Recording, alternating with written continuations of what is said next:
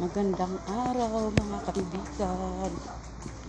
Ayan, nandito na naman si Inday.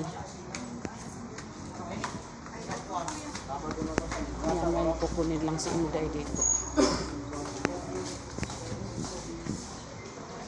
Meron lang akong i-claim na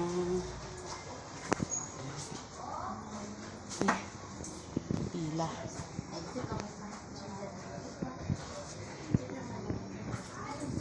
Ayan, pila ang mga tao. Ay.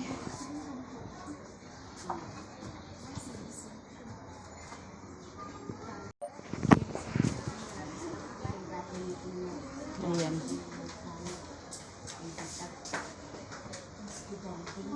Akala ko ako lang. Meron pa pala akong maaabutan dito. Kasi pag hapon kunti lang yung tao. Pag umaga marami.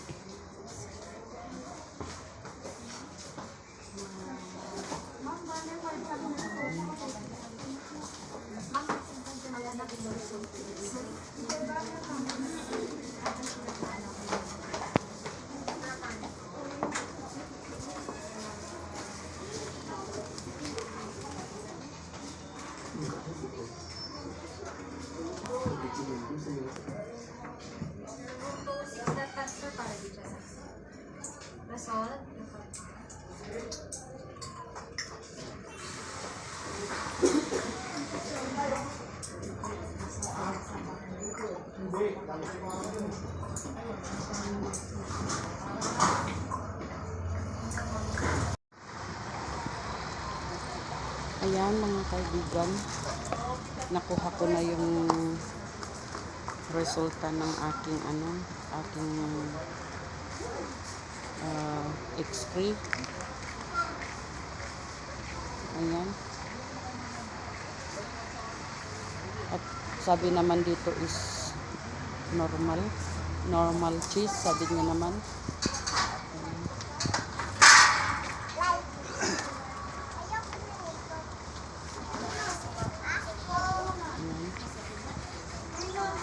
Kahapon ko pa ito kinuha, kaya lang ngayon ko lang kinuha yung resulta. So ayan, thank you Lord, at binigyan ako ng pag-asa sa aking buhay ulit, at napakaganda ng resulta. Ayan.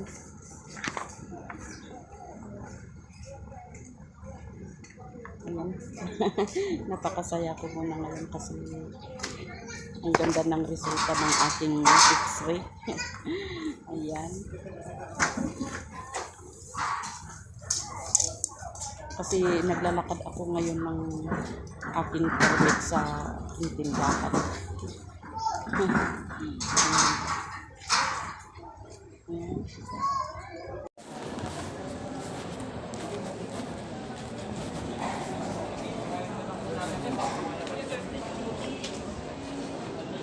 Ay, wow, ang haba ng pila.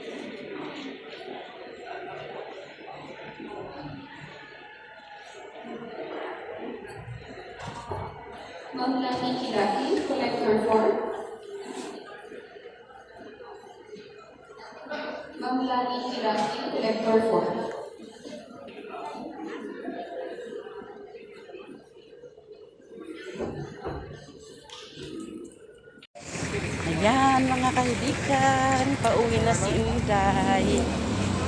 Sa wakas tapos na rin siyang nakakuha ng business permit para sa tindahan.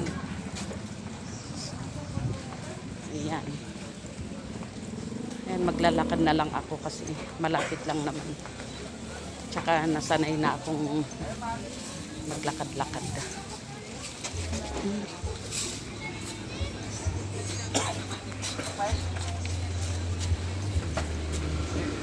Ayan.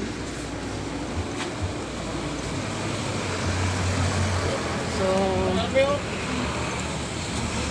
kunin ko na lang sa Monday yung result ng yung releasing paper. Kasi hindi nakabot ng oras. Yan, kulang sa oras kaya makukuha ko sana ngayon. Pero mag-alas 4 na kasi. Magka-cut off na sila. Ayan, tas ang dami pang nakapila. Kaya sigurado ipagpatuloy nila yun sa Lunes.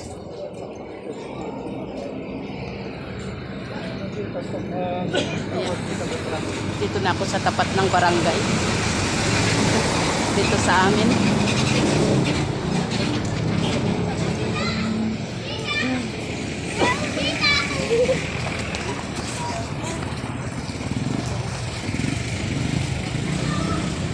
At pauwi na si Inday.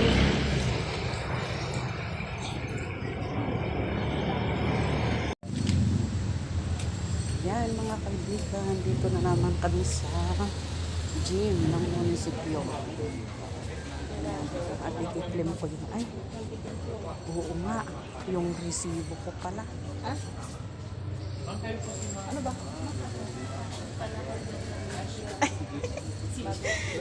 Ikaw pala yan, madam.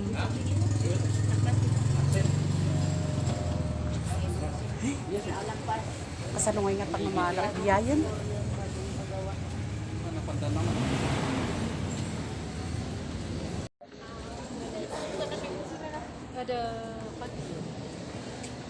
Ayan, nakalimutan ko yung aking resibo. Pumunta ako dito na nakalimutan ko yung resibo ko, pero nakita ko yung aking kamag-anak na nagtatrabaho dito. At nagtanong ako sa kanya, pero sabi niya kung pwede daw yung ID. Kaya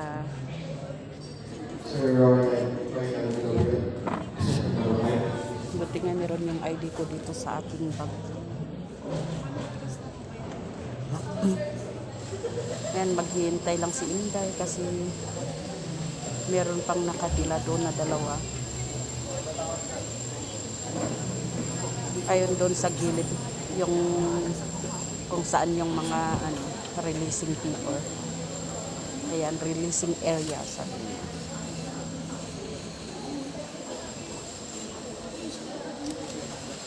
Ayan.